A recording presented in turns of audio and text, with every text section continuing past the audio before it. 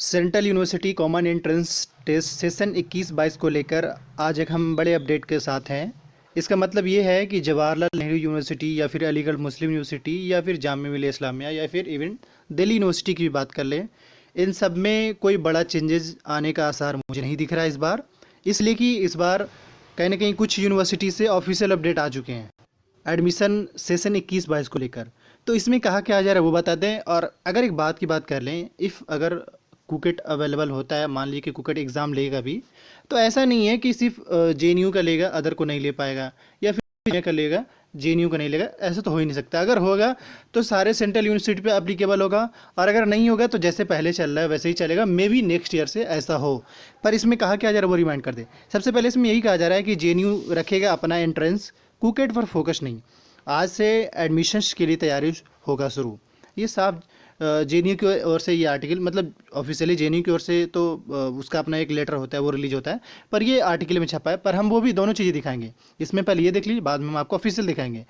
इसमें ये कहा यही जा रहा है कि नए एकेडमिक सेशन के लिए प्रशासन पिछले साल की तरह यूनिवर्सिटी लेवल के एंट्रेंस एग्ज़ाम की तैयारी शुरू कर रहा है। यानी कि जैसे पहले हुआ था 20-21 में जैसे एग्ज़ाम हुआ था, वैसे इस बार भी होने का पूरा चांस है, क्योंकि तैयारी शुरू हो गई है। एनईपी के तहत कुकेट पर अभी जेएनयू का फोकस कर रही है। यूनिवर्सिटी प्रशासन का कहना है कि सरकार की तरफ से इससे कोई लेटर नहीं आया है, इसीलिए अभी पिछले सेशन की तरह से ही हम प्रोसेसर पर काम किया जा रहा है। जैसे जैसे ही सरकार की तरफ से इसके लिए कुछ आता है, इस पर काम शुरू होगा। सोमवार की एकेडमिक बैठक में मीटिंग में यह तय किया गया। इसका मतलब यही हुआ ऑब्वियसली, क्योंकि सरकार की ओर से कोई ऑफिशियल नोटिफिकेशन नहीं है अभी तक, जो कह लिए न्यूज़ आर्टिकल में ही छपा है। और ऑब्वियसली राज्यसभा के जो यूट्यूब चैनल राज्यसभा का, वहाँ भी इस पर डिस्कस हुआ है, नो डाउट। पर गवर्नमेंट की ओर से मतलब सरकार के मतलब ये कि यूजीसी की ओर से यूजीसी अप्रूवल दे दे कि हाँ भाई जितने भी, क्योंकि जितने भी सेंट्रल यूनिवर्सिटी ये सब अप्रूव होते हैं यूजीसी से, तो यूजीसी अगर फाइनलाइज कर देगा नहीं भाई जितने भी सेंट्रल यूनिवर्सिटी है उन सबका एक ही एग्जाम होगा, तो फिर फाइनल हो जाएगा। पर अभी तक कोई यूजीसी भी फाइनल नहीं किया, बस आर्टिकल में डे बाई डे उल्टे सीधे कारनामे छप रहे हैं। तो आज उन कारनामे का हम कह सकते हैं एंड होने वाला है। अब ये है कि देखना होगा फिर से। वैसे तो मुझे मेरे ख्याल से पूरा उम्मीद है कि अब से जब जेएनयू ने अपना निकाल दिया है, तो जैसे फॉर्मेलिटीज़ पूरा किया जा रहा था, लाइक जामिया जैसे कर रही थी या फिर एमयू जैसे कर रही थी, वैसे ही होगा हमारे ख्याल से। तो अब तक यही हो सकता है। लेकिन अगर इनकेस वैसा कोई चेंजेस आता है तो आपको पता चल ही जाएगा। और अगर इसके बाद बात कर ले, जेएनयू के सेक्टर 2, आगे यही कहा जा रहा है कि जेएनयू के सेक्टर 2 प्रोफेसर एसी गटकोटी ने बताया कि कुकेट की वजह से हम एकेडमिक सेशन 21-22 लेट नहीं कर सकते, इसलिए मंगलवार से ही नेशनल टेस्टिंग एजेंसी के साथ हम अपने एंट्रेंस एग्जामिनेशन की तैयारी पर काम करना शुरू कर दिए। अभी सरकार की ओर से कॉमन इंटरेस्ट को लेकर कुछ लिखित में नहीं मिला है।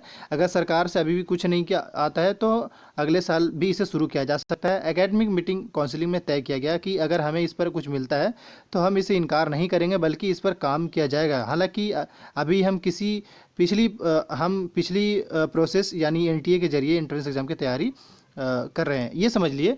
क्योंकि जैसे जेएनयू और डीयू की बात कर ले तो एनटीए ही कंडक्ट कराती है इससे पहले। पर फ़र्क क्या है, जैसे अगर एनटीए लेती है तो एनटीए के हाथ में दो चीज़ चला जाएगा। मतलब ये है कि कुकेट बेस पे लेगा, अगर एनटीए फाइनल होता है तो कुकेट के बेस पे, मतलब कुकेट के थ्रू होगा, लेकिन लेगी एनटीए ही।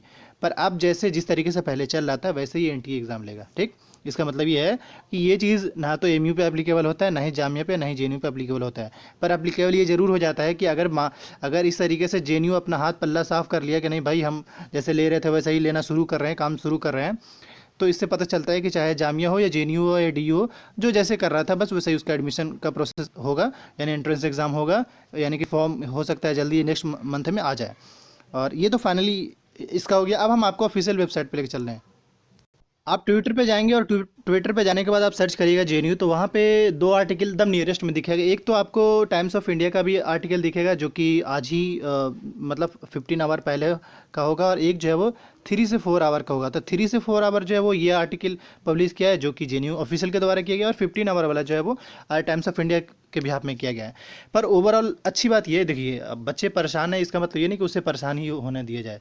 उसका मतलब ये ज़रूर होता है कि चाहे जो भी सेंट्रल यूनिवर्सिटी है, जो भी चाहे जामिया हो जेएनयू, इन सबको क्लियर करना चाहिए कि हाँ भाई किस तरीके से होगा, क्योंकि सस्पेंस में बच्चे फिर परेशान होना शुरू हो जाते हैं।